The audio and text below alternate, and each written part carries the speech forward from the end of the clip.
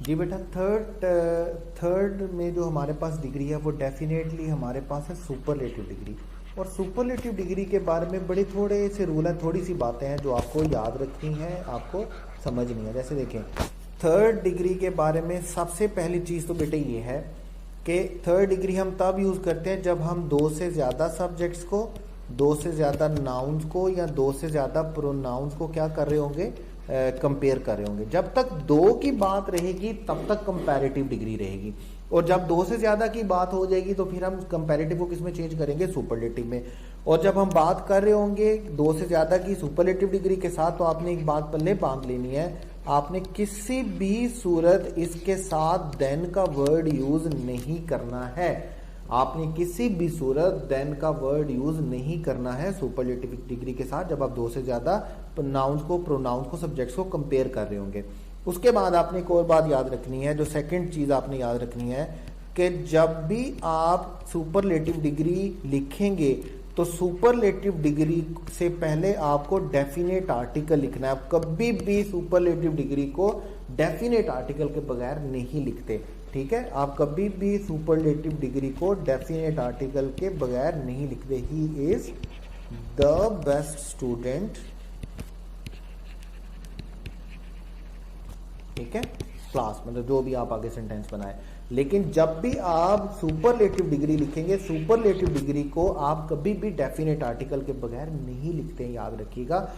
सिर्फ एक सूरत में आप लिखते हैं, exception case you can say, लेकिन एक सूरत ऐसी है जिसमें ऐसा क्या होता है कि आपके पास सुपरलेटिव डिग्री से पहले क्या लिखा हो, सुपरलेटिव डिग्री से पहले आपके पास क्या लिखा हो, कोई पोजेसिव एडजेक्टिव लिखा हो, कोई पोजेसिव एडजेक्टिव लिखा हो, तो तब आप उसके साथ, यानी कि प्रोनाउन लिखा हो, तो तब आप उसके साथ आर्टिकल यूज नहीं करते हैं, बल्कि आप उसके साथ सिर्फ पोजेसिव एडजेक्टिव। जैसे मैंने अभी सेंटेंस लिखा, he is the best student, तो अगर इसको मैं चेंज करना, मैं बोलूंगा he is my best student, ठीक है। तो जैसे ही मैं माय बेस्ट लिखता हूं तो फिर मुझे उसके साथ द लिखने की बिल्कुल भी जरूरत नहीं है, फिर मुझे उसके साथ आर्टिकल नहीं लिखना है, क्योंकि मैंने इसके साथ क्या लिख दिया है, पोजेसिव एडजेक्टिव माय लिख दिया है। अगर मैं सुपरलेटिव डिग्री से पहले प्रोनाउन नहीं लिखता, अगर मैं सुपरलेटिव डिग्री से पहले पोजेसिव एडजेक्टिव नहीं लिखता, तो फिर मुझे डेफिनेट आर्टिकल लिखना है हर सूरत। और अगर मैं उससे पहले पोजेसिव एडजेक्टिव लिखता हूं तो फिर मुझे आर्टिकल नहीं लिखना है, फिर मुझे पोजेसिव एडजेक्टिव लिखना है। ये दोनों बातें, दोनों सूरतें आपने याद रखनी है, इनको आपने भूलना नहीं है। पहली बात आपने क्या याद रखनी है कि पोजेसिव सुपरलेटिव डिग्री हम तब यूज करते हैं जब हम दो से ज्यादा नाउन्स को, दो से ज्यादा सब्जेक्ट्स को, दो से ज्यादा प्रोनाउंस को कंपेयर कर रहे होते हैं। और दूसरी बात आपने ये याद रखनी है कि सुपरलेटिव डिग्री के साथ हम कभी भी देन का वर्ड यूज नहीं करते हैं। तीसरी बात आपने ये याद रखनी है कि सुपरलेटिव डिग्री से पहले हमें हमेशा क्या यूज करना है, आर्टिकल यूज करना है, डेफिनेट आर्टिकल यूज करना है। चौथी बात आपने ये याद रखनी है, द फोर्थ थिंग इज कि अगर सुपरलेटिव डिग्री से पहले पोजेसिव एडजेक्टिव आता है, जैसे यहाँ पर बेस्ट से पहले माय लिखा हुआ है, तो फिर हमने उसके साथ डेफिनेट आर्टिकल यूज नहीं करना है। पांचवी बात, एक सिचुएशन ऐसी भी है जहां पर हम, ये पांचवा रूल है, पांचवी बात है, जहां पर हम सुपरलेटिव डिग्री से पहले ए और एन यूज करते हैं बजाय डेफिनेट आर्टिकल के, हम इनडेफिनेट आर्टिकल यूज करते हैं। दोनों सेंटेंस की स्ट्रक्चर को गौर से देख लीजिएगा। देखें, अगर हम सेंटेंस में एक सब्जेक्ट को सुपरलेटिव डिग्री नॉमिनेट कर रहे हो और उसको कंपैरिजन में ना लेके जा रहे हो, तो फिर हम उसके साथ डेफिनेट आर्टिकल यूज नहीं करते बल्कि इनडेफिनेट आर्टिकल यूज करते हैं। जैसे देखिए, मैं बोलता हूं this is the most interesting book in the market.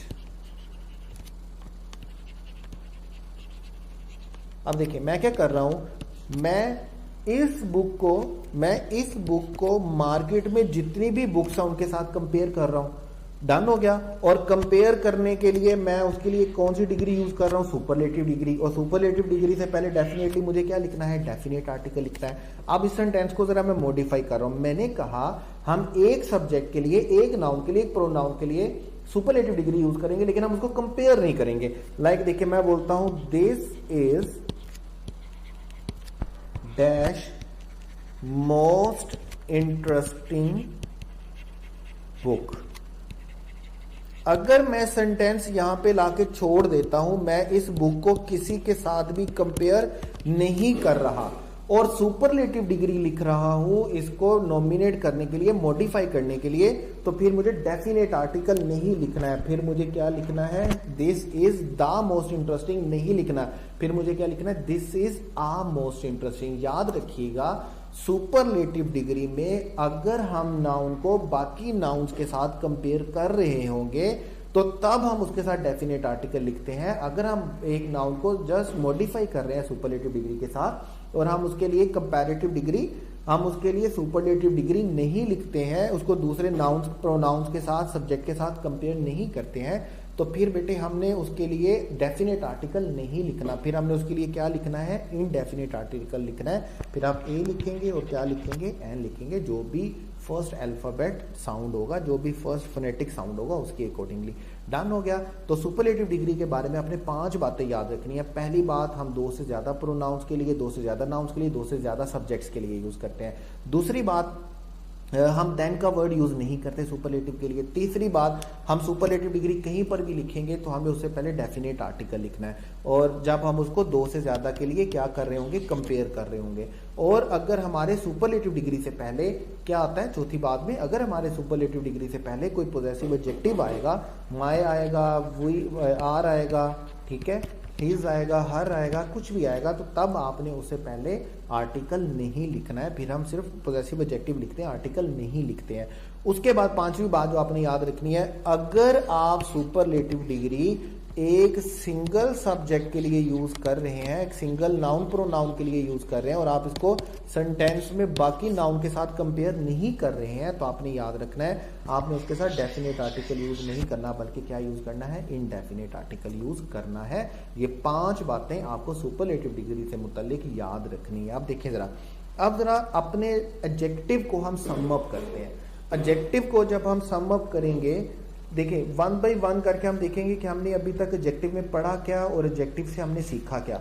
सबसे पहले हमने एडजेक्टिव का इंट्रो किया, इंट्रो के बाद हमने उसकी काइंड्स पढ़ी, काइंड्स के बाद हमने एक छोटा सा कंपैरिजन किया एडजेक्टिव वर्सेस एडवर्ब। ताकि ये हमने क्यों किया? ताकि हमें पता हो कि जो वर्ड हम पढ़ रहे हैं वो एडवर्ब है या एडजेक्टिव है। मुझे उसके पर एडजेक्टिव के रूल अप्लाई करने हैं या एडवर्ब के रूल अप्लाई करने हैं। एडजेक्टिव एक्चुअल में होता क्या है? एडजेक्टिव को मैंने कौन से वर्ड को मैंने एडजेक्टिव कंसीडर करना है, उसके लिए हमने इंट्रो पढ़ा, काइंड्स पढ़ी और एडजेक्टिव वर्सेस एडवर्ब पढ़ा। उसके बाद देखें, उसके बाद हमने ये कहा, उसके बाद बेटे हमने ये कहा, हमने फॉर्मेशन पढ़ी। फॉर्मेशन में हमारे पास क्या था? फॉर्मेशन में हमारे पास ये था कि हमें क्या करना है, एडजेक्टिव बनाना कैसे है, हम एडजेक्टिव बनाते कैसे हैं। ठीक है, एडजेक्टिव नाउन से बनता है, एडजेक्टिव वर्ब से बनता है, एडजेक्टिव एडजेक्टिव से बनता है। हमने ये देखा, ये सारा पढ़ा किसमें? फॉर्मेशन में। उसके बाद हमने ये देखा कि एडजेक्टिव की कंपैरिजन की डिग्री हमने कैसे बनानी है। उसमें हम 5 ग्रुप में गए।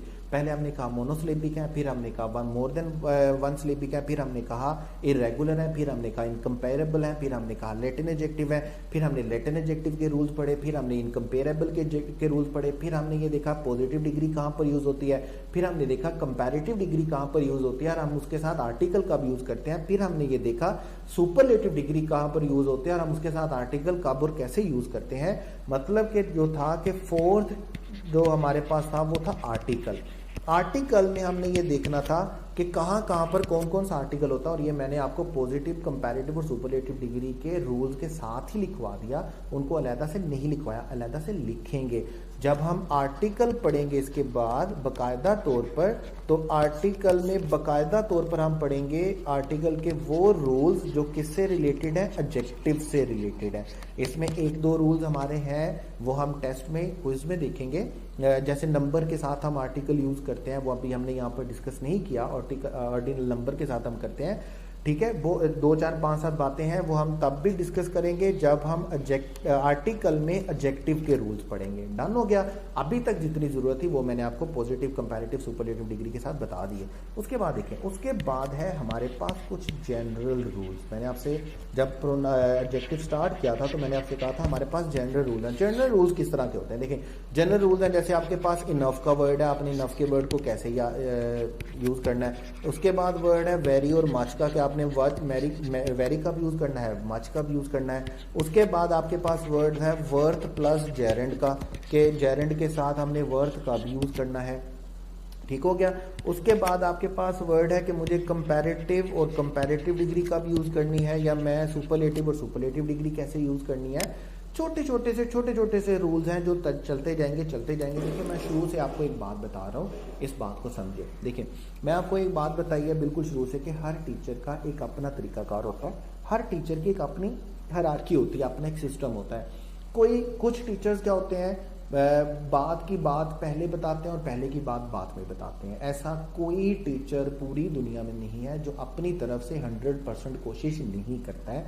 हर टीचर बेस्ट होता है, हर टीचर अपनी बेहतरीन कोशिश करता है। फर्क सिर्फ इतना होता है कि कुछ टीचर्स को अल्लाह ताला ने एक तोहफे से नवाजा होता है, जिसको आप ईडियम्स में पढ़ते हैं गिफ्ट ऑफ गैप, मतलब कि जुबान में तासीर दी होती है। कुछ टीचर्स की जो अल्फाज होते हैं वो स्टूडेंट को ज़्यादा अच्छे से, ज़्यादा जल्दी से, ज़्यादा बेहतर तरीके से समझ आते हैं। अदरवाइज टीचर एंड पे हर टीचर बेस्ट होता है, याद रखिएगा, और हर टीचर अपनी पूरी कोशिश करता है अपना 100% देने की।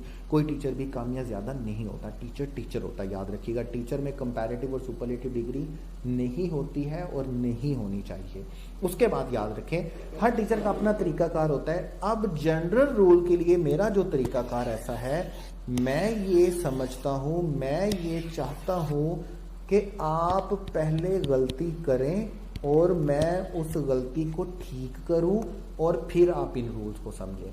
देखिए, हम चीज़ों को याद कर लेते हैं, हम चीज़ों को रट्टा मार लेते हैं, हम चीज़ों को समझ लेते हैं, लेकिन हम वो चीज़ कभी नहीं भूलते हैं जो चीज़ हम क्या करते हैं, पहले गलती करते हैं और फिर उसको ठीक करते हैं। आपने गलती करेंगे, गलती करने के बाद ये अगर इनफ का वर्ड है टेस्ट में आएगा, आप टेस्ट में इसको गलत करेंगे, मैं इसको सही करूंगा, इसको एक्सप्लेन करूंगा, देन आप कभी भी इसको भूलने नहीं वाले हो। दूसरी बात क्या होगी भला, अगर मैं ये रूल्स भी बता दूंगा तो बहुत सारे बच्चे जो हैं वो टेस्ट को सीरियसली नहीं लेते हैं और डिस्कशन को भी सीरियसली नहीं लेते। और मैं ये चाहता हूँ कि टेस्ट का हर क्वेश्चन, चाहे मैं 100 क्वेश्चंस का करवाऊँ या 150 क्वेश्चंस का करवाऊँ, टेस्ट का हर क्वेश्चन बच्चा सीरियसली ले और उसकी डिस्कशन सीरियसली पढ़े। उसके लिए मेरे पास सिर्फ एक तरीका है कि मैं कुछ चीज़ों को स्किप करूं और उनको डिस्कस कहाँ पर करूं, आफ्टर टेस्ट, इन टेस्ट डिस्कशन। डन हो गया। तो आपने याद रखना है जनरल रूल्स, जो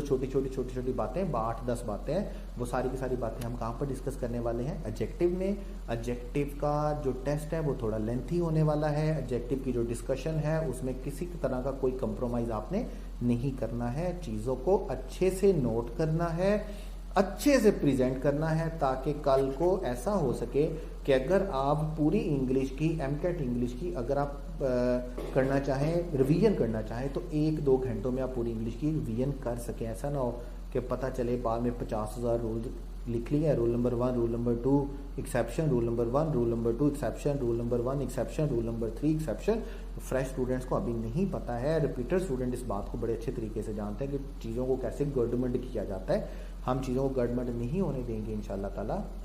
I will be with you इंशाल्लाह ताला, आपकी सक्सेस तक मैं आपके साथ हूँ इंशाल्लाह। I am giving my 100% and I am expecting कि आप भी मुझे अपना 100% देंगे इंशाल्लाह ताला, और दोनों का 100% मिल के ही इंशाल्लाह ताला मेरी तमाम बेटे और बेटियों की सक्सेस 100% होगी। डन हो गया।